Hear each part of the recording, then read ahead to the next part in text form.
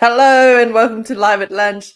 I'm your coach, Helen Bennett. I help people stop losing control with food, and that is the perfect introduction to today's topic, which is where do I begin? If I'm just beginning this whole journey of wanting to reclaim my power of control, being able to eat when I'm hungry, stop when I'm full, stop obsessing about it, worrying about it in between, where do I begin? This is exactly where I start everybody that I work with. It's what I call skill zero. It's not so sexy. You're not going to want to do it. You're going to want to skip right past it. And yet this is the most important skill that you can begin to practice for now and forever.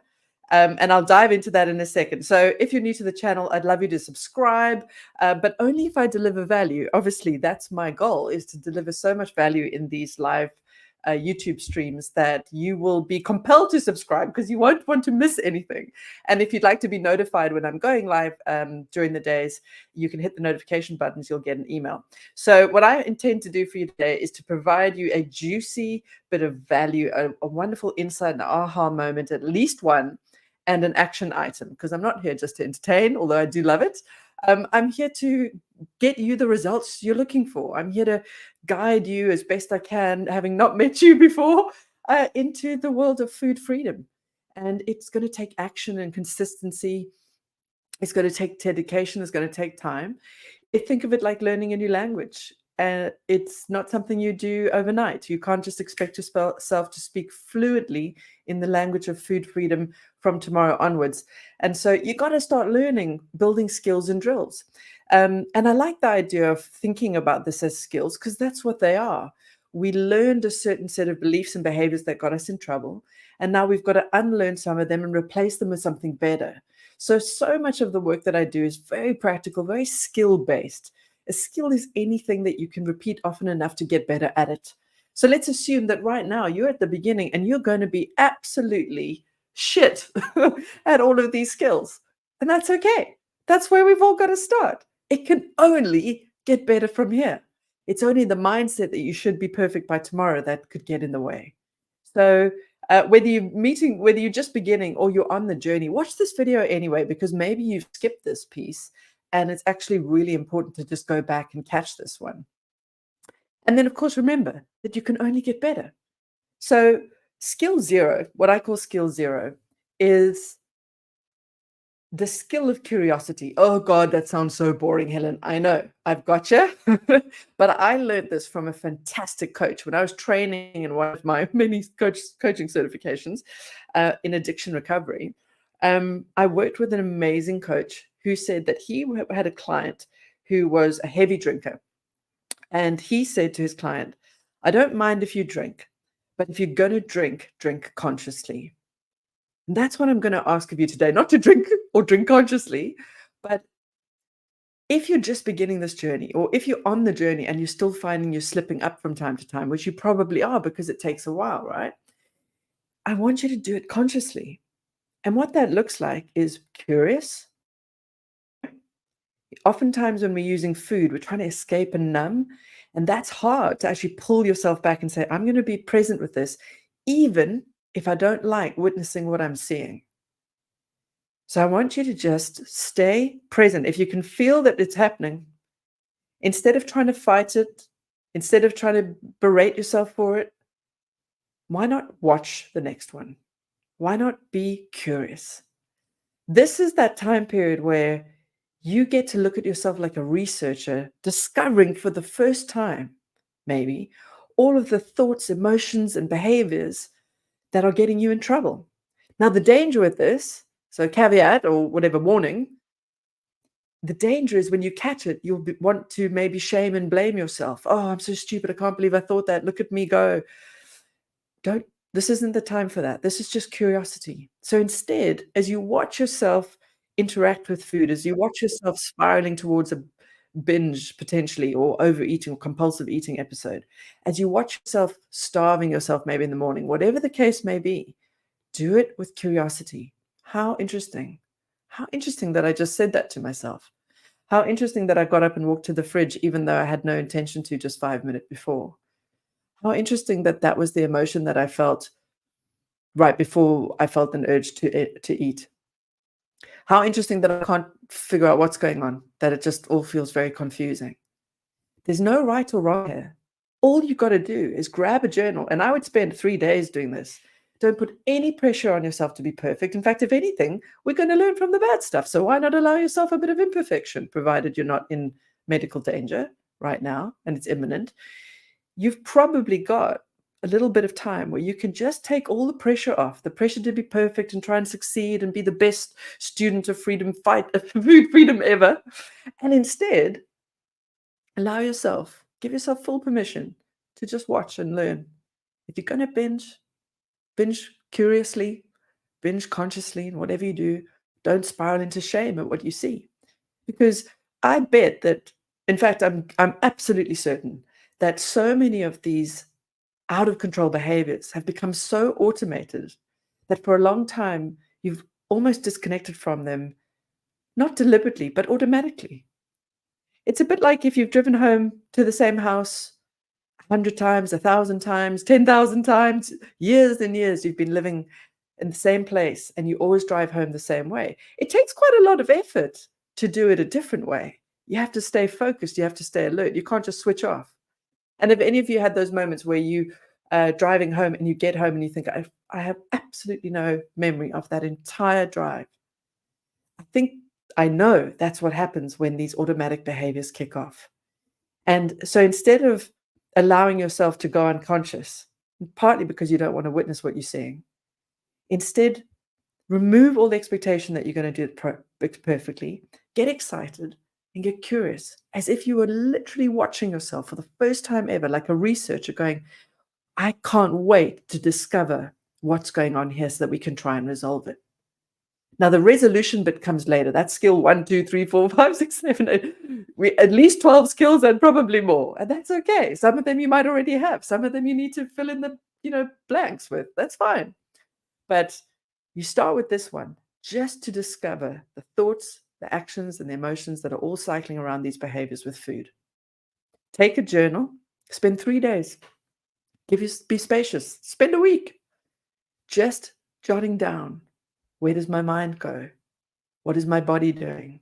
What am I physically feeling? And the thing, if you want to focus on just one thing, because I know we're all busy and nobody's got hours and hours of times to jot down every thought and feeling and emotion and physical expression of whatever. The one thing I would love you to spend 3 days focusing on. So this is your action item for today. If you took one thing away from this video, this live stream, is watch for the tipping point. We call it the fuck it button. See if you can spot. This is the challenge, right? So get excited. This is the challenge. Can you spot the moment at which you went from I'm fine, to fuck it, I'm going big? That tipping point is so interesting. In that space, see if you can see what you've just told yourself. Was there justification? Were you being mean to yourself? Were you self-punishing? Did you just want to numb? I was working with a client the other day who'd had a really traumatic experience on a Friday night. And the next day she went out and she said, I just wanted to forget. Perfect. She's noticed the thing that she wanted in the moment that she decided to just go for it with the food. I just wanted to forget. She wanted to forget everything that happened the night before. Now, as you do this process, you'll notice that not all overeating episodes are the same. Chaotic eating doesn't always have exactly the same footprint, but you start to see some patterns. And everybody's will be slightly different, but we'll see some very common themes coming up. And I'm not going to give away what those are.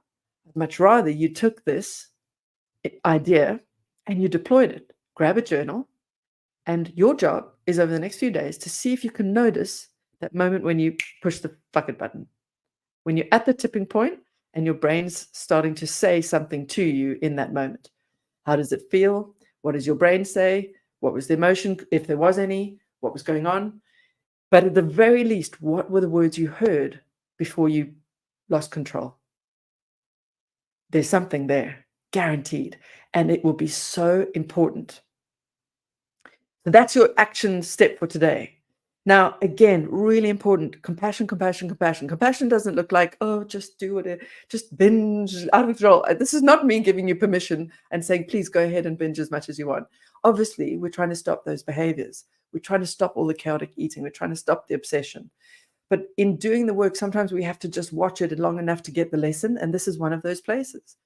So when you notice what it is you say or said, in those moments of pressing the button at the tipping point. And by the way, if you notice it, catch it, and then don't keep going, you've just gone to skill 1, 2, 3, 4, 5. That, I mean, amazing, right? So if you're able to actually notice that you're at the tipping point and pull back, then you're already starting to win. You're starting to learn how to reclaim control, because that's exactly what we're here for. We're feeling out of control. We feel like we have no choice with our behaviors or our thoughts or emotions. In many ways, that's probably true, right? But so how do we reclaim control? Starts with witnessing and noticing where we lose it. And then when we realize what the lead up was to that, now we've got some work to do. Now we've got things that we can dive into, tweak and change. And that's where the rest of the work, it's all skills and drills. There's some really common ones that work for everybody, and some things have to be a little more nuanced. So that's your challenge, to look for this tipping point and just notice what was going on in your mind. Don't be cruel. Don't start self-flagellating. Oh, I'm such a stupid idiot. Why do I say that to myself? Oh, I'm so weak-willed. I don't have any discipline. I'm so lazy. I'm greedy. Well, I mean, if you've noticed yourself saying that, write it down. How interesting. I just got really mean to myself. Okay. Curiosity, curiosity, curiosity. Stay conscious. Don't allow yourself to go unconscious. Stay conscious, stay present, and watch with absolute non-judgmental, research-like curiosity. How interesting. That's what I said to myself in those moments. And then we've got something to work with. And all of the other work that we do builds on our ability to reclaim that moment, doesn't it? If you had the power in that moment to stop, then you wouldn't do it. And that's what we've got to give you. So it's got to start by noticing when the moment's kicking off and what are the series of events that led up to it. You know, it's all very well in retrospect. Oh, I should have said that. But the trick is to get the skills developed so that you don't get to that point. And if you do, you still know what to do about it. And that's what all of these live streams are about, is to help you with all the advice that I can give you from my experience with compulsive overeating and all the clients I've worked with. So if this is helpful to you, I'd love a thumbs up, just to let me know that you got value from it, and also so that this content can get out there to other people who are struggling and have never heard of intuitive eating or skill zero and are just still in the space of being really unkind to themselves and going completely unconscious every time they lose control. Lastly, I'd just like to say this is just the first step. It's one skill that you learn, but this skill's powerful. You begin to apply it to all sorts of areas of your life where you feel like you're sabotaging yourself. And with the work that you do with intuitive eating and learning food freedom and reclaiming control and finding your power of choice again, you begin to deploy that, all of the skills that you learn here, you can actually put it onto anything.